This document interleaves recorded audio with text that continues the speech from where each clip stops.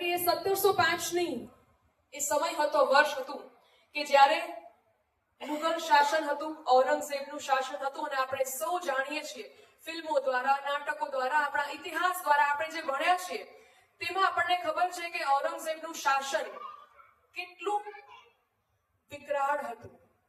તો આવા શાસક જ્યારે હોય ત્યારે ગુરુ ગોવિંદસિંહ સમગ્ર પ્રજા માટે, લોક કલ્યાણ માટે સતત કાર્ય કરતા હતા. અને સતત મુગલ સમ્રાટ આપણા ગુરુ ગોવિંદસિંહને પકડવા માટે ખૂબ અથાગ મહેનત કરી રહ્યા હતા. એવા સમયમાં ગુરુ ગોવિંદસિંહજીને લાગ્યું કે મારે મારા પરિવારથી અલગ થઈ જવું જોઈએ, જેથી કરીને મારો જે ડર છે એ મારા પરિવાર ઉપર ન રહે. અને એટલા માટે માતા અને બે બાળકોની સાથે અલગ થયા. માતા અને બે બાળકો અલગ અને ગુરુ ગોવિંદસિંહજી અલગ. હવે થયું એવું કે આપણે કહીએ ને કે ઘણીવાર ઘરના વ્યક્તિઓ જ આપણા માટે ઘાતકી સાબિત થતા હોય છે. એટલે માતા અને બે બાળકો એટલે કે જોરાવરસિંહજી અને ફતેહસિંહજી એક યાત્રા પર જતા હતા અને રસ્તામાં એમના જ રસોઈયા ગંગુએ મુગલ શાસકોને જાણકારી આપી કે આ બંને બાળકો અહીંયા છે એમના માતા સાથે. હવે તમે વિચારો કે આ બંને બાળકોની ઉંમર શું હશે? એકની ઉંમર 7 વર્ષ, બીજાની ઉંમર 9 વર્ષ. તમે વિચારો કે આજના સમયમાં, જ્યારે વર્ષ 2025 ની વાત કરી રહ્યા છે, ત્યારે આજના સમયમાં આટલી ઉંમરના બાળકો શું કરતા હોય?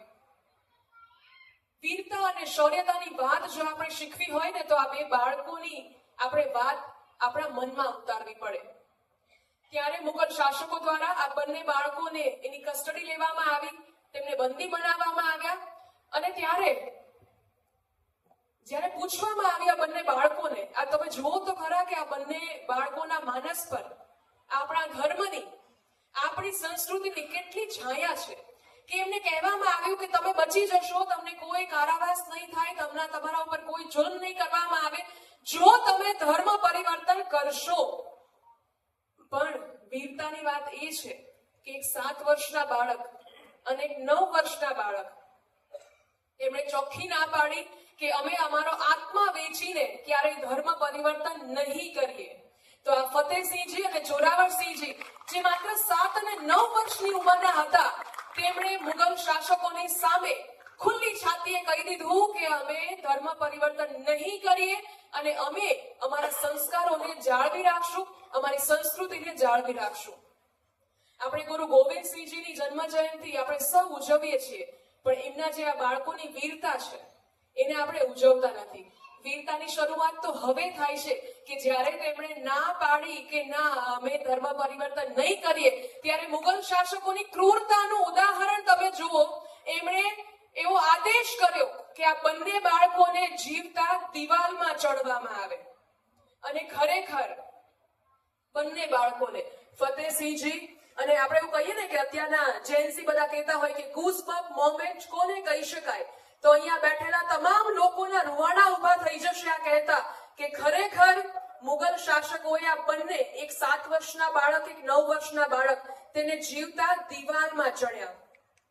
અને છતાં પણ આ ચડાતા હતા, છતાં પણ એમને એવો વિકલ્પ આપવામાં આવ્યો હતો કે તમને જ્યારે પણ લાગે કે તમારે ધર્મ પરિવર્તન કરવું છે, અમે તમને મુક્ત કરી આપશું, પણ તમે વીરતા જુઓ, તમે શૌર્યતા જુઓ, તમે સંસ્કાર જુઓ. છતાં પણ મુખમાંથી એક પણ વખત ધર્મને પરિવર્તન કરવાનું નામ ન આવ્યું. અને ફતેહસિંહજી અને જોરાવરસિંહજીએ દિવાલમાં ચડાઈ જવું તેમને બહેતર લાગ્યું.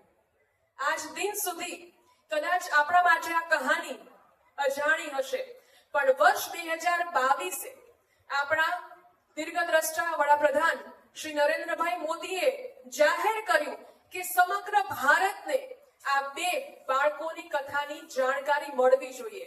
આપણા સંસ્કાર શું છે, આપણી સંસ્કૃતિ શું છે અને આપણો વીરતા ભર્યો, શૌર્ય ભર્યો ઇતિહાસ શું છે.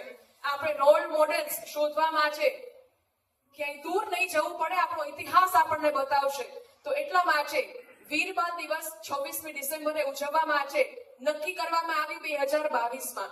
તો આવો આપણે સૌ આવતીકાલે વીર બાલ દિવસ નિમિત્તે આ બંને બાળકોને યાદ કરીને આપણી આવનારી પેઢીને આ ઇતિહાસ દર્શાવીએ અને શીખવીએ. આજે તે જ આશા સાથે ખૂબ ખૂબ ધન્યવાદ. અને હવે પછી હું પરાગભાઈને વિનંતી કરું છું કે આગળના કાર્યક્રમનો દોર સંભાળે.